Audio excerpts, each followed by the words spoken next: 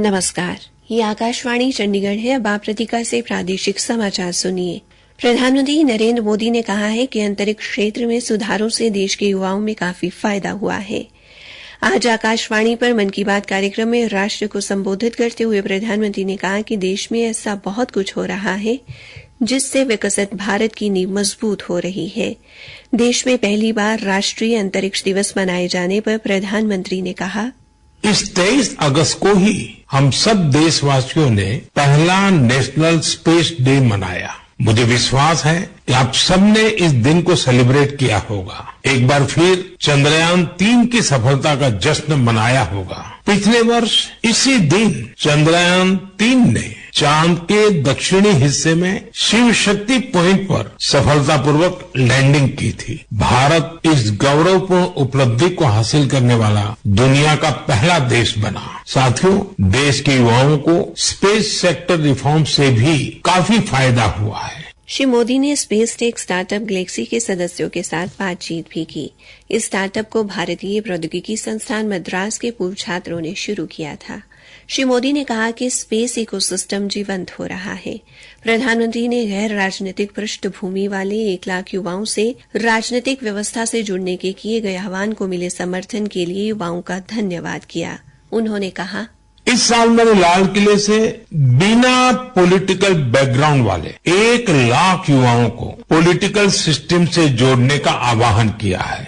मेरी इस बात पर जबरदस्त प्रतिक्रिया हुई है। इससे पता चलता है कि कितनी बड़ी संख्या में हमारे युवा राजनीति में आने को तैयार बैठे हैं। बस उन्हें सही मौके और सही मार्गदर्शन की तलाश है। इस विषय पर मुझे देश भर के युवाओं के पत्र भी मिले हैं।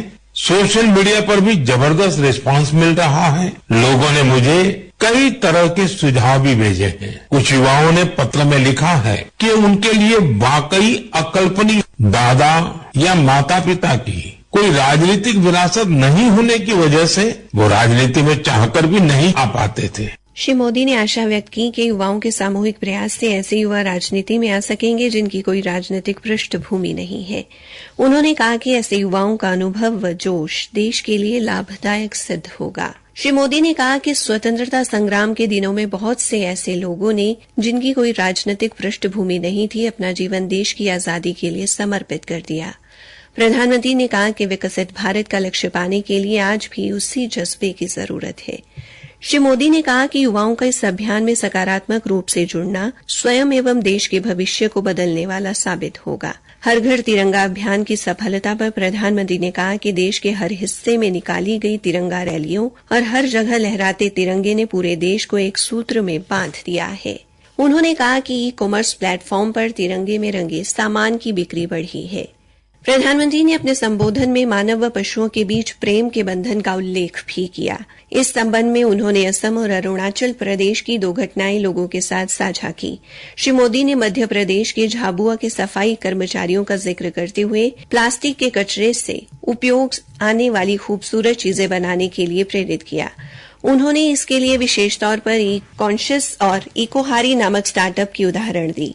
प्रधानमंत्री ने देशवासियों को कैच द रेन और एक पेड़ मां के नाम अभियान से जुड़ने का आग्रह भी किया और देशवासियों से अधिक पेड़ व पौधे लगाने का अनुरोध किया। श्री मोदी ने अपने संबोधन में विश्व संस्कृत दिवस और फिट इंडिया अभियान पर भी बात की। उन्होंने श्री अन्न को लोकप्रिय बनाए जाने को लेकर कहा कि इन सब प्रयासों का उद्देश्य परिवार के हर सदस्य को फिट एवं स्वस्थ रखना है। सरकारी कर्मचारियों ने सुनिश्चित पेंशन वाली एकीकृत पेंशन योजना का स्वागत किया है। कर्मचारियों ने इसके लिए प्रधानमंत्री नरेंद्र मोदी को धन्यवाद किया है। केंद्र सरकार के कर्मचारियों के लिए संयुक्त सलाहकार मशीनरी के लिए एक प्रतिनिधि मंडल ने कल नई दिल्ली में प्रधानमंत्री से मुलाकात की। सरकारी कर्मी संगठन के संयुक्त सचिव शिव गोपाल मिश्रा ने सरकार की एकीकृत पेंशन योजना के फैसले की सराहना की।